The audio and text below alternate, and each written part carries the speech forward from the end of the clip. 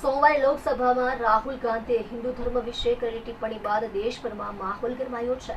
રાહુલ ગાંધીના નિવેદનની ભાજપના નેતાઓ, સંગઠનના પદાધિકારીઓ આકરી ટીકા કરી રહ્યા છે. દરમિયાન રાહુલ ગાંધીના નિવેદન મુદ્દે સુરત શહેર ભાજપ દ્વારા કોંગ્રેસ કાર્યાલય બહાર વિરોધ પ્રદર્શન કરાયું હતું. વિરોધને પગલે પહેલેથી જ પોલીસ બંદોબસ્ત ગોઠવી દેવાયો હોય અને કોંગ્રેસ કાર્યાલયમાં કોઈ હાજર ન હોય, કોઈ ઘર્ષણ થયું ન હતું. ભાજપના કાર્યકરો, પદાધિકારીઓ દ્વારા રામધૂન સાથે રાહુલ ગાંધી વિરુદ્ધ સૂત્રોચ્ચારો કરવામાં આવ્યા હતા. સુરત શહેર ભારતીય જનતા પાર્ટી દ્વારા ચોકડ સ્થિત કોંગ્રેસ કાર્યાલય ખાતે વિરોધ પ્રદર્શન કરવાની જાહેરાત કરવામાં આવી. દરમિયાન સંગઠનના હોદ્દેદારો, પાલિકાના પદાધિકારીઓ, કોર્પોરેટરો, કાર્યકરોને હાજર રહેવાની સૂચના આપવામાં આવી હતી. શહેર ભાજપ તરફથી મળેલા મેસેજ બાદ 5 વાગ્યાના સુમારે કાર્યકરો કોંગ્રેસ કાર્યાલય બહાર એકત્રિત થયા હતા.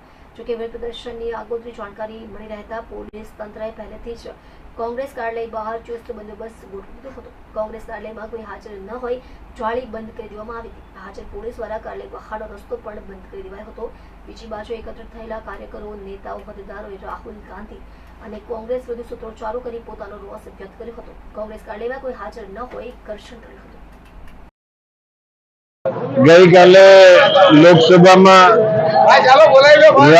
મહામહિમ રાષ્ટ્રપતિના અભિભાષણ પર ધન્યવાદ પ્રસ્તાવને ઉપલક્ષમાં જુદી જુદી બધી જ પાર્ટીઓના નેતાઓને બોલવાનો લોકસભા સ્પીકરે મોકો આપેલો. એમાં જ લોકસભામાં પ્રતિપક્ષના નેતા રાહુલ ગાંધીને પણ મોકો મળેલો. એમાં એણે કાલે કોંગ્રેસના વિપક્ષના નેતા રાહુલ ગાંધીએ હિન્દુ ધર્મ માટે અહિંસક શબ્દ વાપરીને હિન્દુ ધર્મ, સનાતન ધર્મનો ખૂબ અપમાન કરેલો છે. જે લોકો જ્યારે વોટ લેવાના હોય એવા રાહુલ ગાંધીએ કોર્ટ ઉપર જનેऊ પહેરીને આવે ને હિન્દુ ધર્મ એને સારો લાગે, ને જ્યારે વોટની જરૂર નહીં હોય ત્યારે એમ કે હિન્દુ ધર્મ અહિંસક છે. એવું કોઈ દિવસ થતો નથી. હિન્દુ ધર્મ ઉપર કેટલાય અત્યાચાર થયા, પણ કોઈ દિવસ અત્યાચારનો ભલે વિરોધ કરે, પણ હિન્દુ કોઈ દિવસ અહિંસક હોઈ નહીં શકે. આ જે ઇતિહાસ, હજારો વર્ષનો ઇતિહાસ ગવાય છે.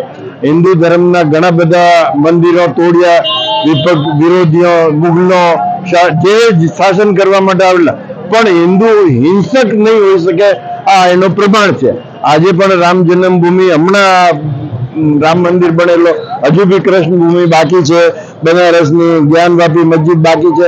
પણ હિન્દુ હિંસક હોય તો હિન્દુઓનો આખા હિન્દુસ્તાનમાં બહુ જ છે, પણ એ કોઈ દિવસ હિન્દુ નિયમ, કાનૂન, સિસ્ટમથી હિન્દુ ધર્મ ચાલવા વાળો છે. અમે એને લીધે ભારતીય જનતા પાર્ટી વતી રાહુલ ગાંધીનો સખત વિરોધ કરીએ છીએ કે એને હિન્દુસ્તાનની માફી માંગવી જોઈએ.